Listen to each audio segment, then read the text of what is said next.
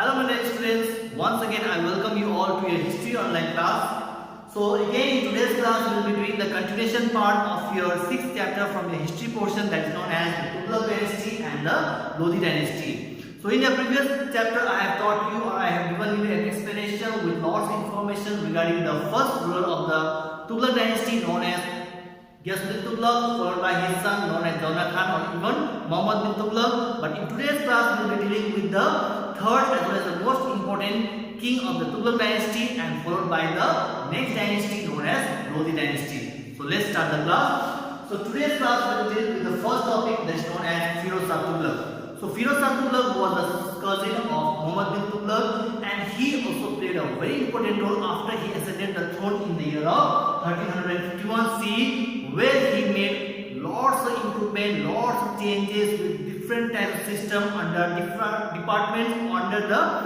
Tughluq dynasty, and mainly that is also marked as one of the most important ruler of those era.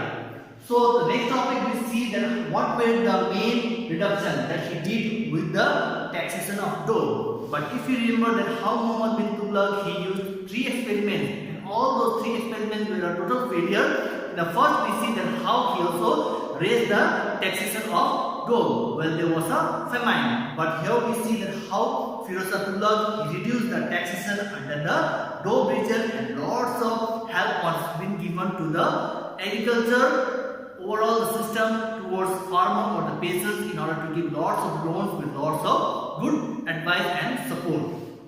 After that, even Tughluq thought of reconquering the Bengal and Sindh area, but ultimately he could not do, and that was also a failure under him as a conquest king or a leader.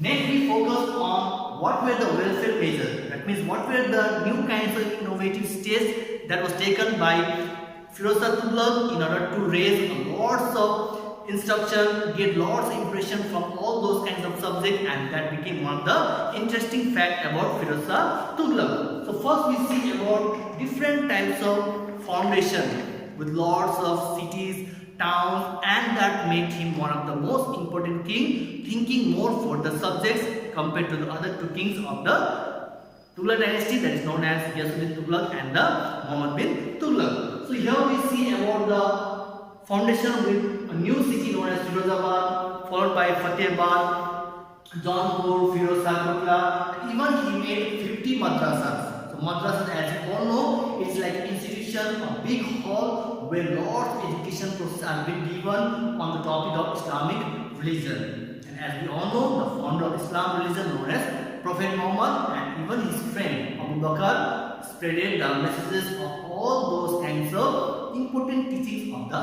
Islam religion. After that we see that 40 mosques also were been built under his leadership, 30 colleges and 100 hospitals. So these were all the achievements because he mainly thought about the subjects, about the people of the Tughluq dynasty, rather than going with lots of conquests, lots of battles against rivals, enemies, and that made him one of the most lovable king by his subjects as well as the people of his kingdom.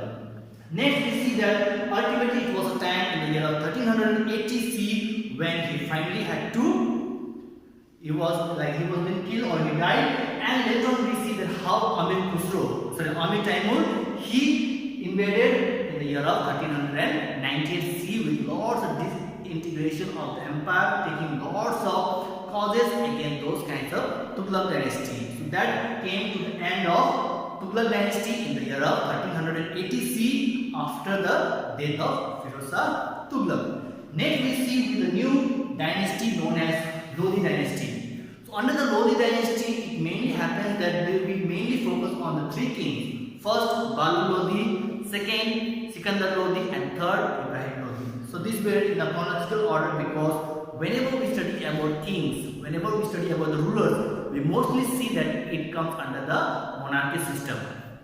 So talking about the Lodi dynasty, as we see that Balu Lodi, he was the main founder of the Lodi dynasty. He was an Afghan, and after being a king of the Lodi dynasty, even he made a lot of improvement for his kingdom, for his empire, and that made him one of the great king, as it has been said by the historians about his contribution, efforts, and even we see that how he also wanted to take a lots of power, making a strong empire with lots kinds of military system, proper training, all kinds of measures was being taken by him, even talking about the authority. So what kind of power he wanted to make under his Lodi dynasty after he became the main founder or the first king of the Lodi dynasty, and even he invaded Sindh and Mewar. These were all the small areas or the cities or towns which was captured by all those kinds of kings in a very smooth or in a very good way against their enemies after they got victory over those kinds of rivals in a defeating manner. Next we shall talk about the Sikandar Lodi. So Sikandar Lodi, he was the son of Balu Lodi, who is regarded as one of the great king of the Lodi dynasty, who ascended the throne in the year of 1489 CE. So Sikandar Lodi, he also made lots of transformation, he also made lots of activities in a very proper way, and that marked him as one of the great king of the Lodi dynasty, where he also annexed having a battle or having a conquest over those kinds of areas like Jaunpur, Bihar. And if you remember Jaunpur was being founded by Tughluq, and that area also was captured by Sikandar Lodi.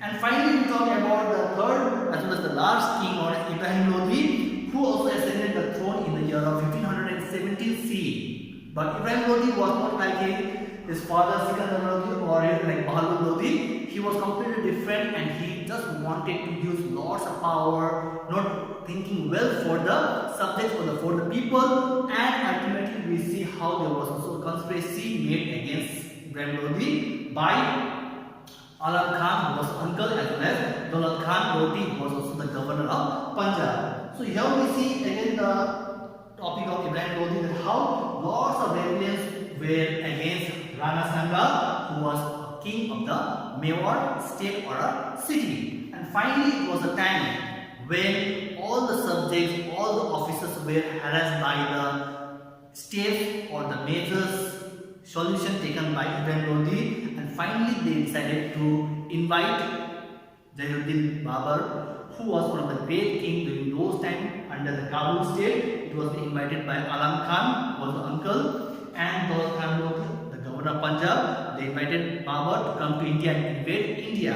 And when Babur came to know about the news that he was being invited to India to go against battle with Ibrahim Lodi, so finally first battle of Panipat, which is one of the most remarkable or historic battle in the medieval history. We talk in the year of 1526, where there was a battle between Babur and Ibrahim Lodi in a state of Haryana, and finally Babur had a lot of intellectual, he had lots of knowledge against the battlefield strategies, how to attack, what are the planning, what kind of weapons to be used during those kinds of battle. But having only 10,000 of soldiers, but having lots of ideas which side to attack, and that marked him as the victorious king with this first battle of Panipat in the year of 1526. And after that Ibrahim Lodi was been killed in the year of 1526, and that came to the end of Lodi dynasty, at the same time with all the Delhi Sultanate kings. And we see lots of states were also being independent states after the end of 1526 for Battle of Panipat, and the regional kingdoms you can see like Assam, Bengal, Gujarat, Kashmir, Mewar, and many other states, they became completely independent because they got released after Ibrahim Lodi was been killed. So after this we see in the next chapter how there was a rise of a new dynasties or the kingdom known as Mughal dynasty with the founder Jainuddin Babur, emerged as victorious in the Battle of Panipat. So this was overall the topic for today's class with Firoz Shah Tughluq and three kings of the Lodi dynasty, and at the end of how it marked to the end of Lodi dynasty in the year of 1526. Till then, stay safe. Thank you. God bless.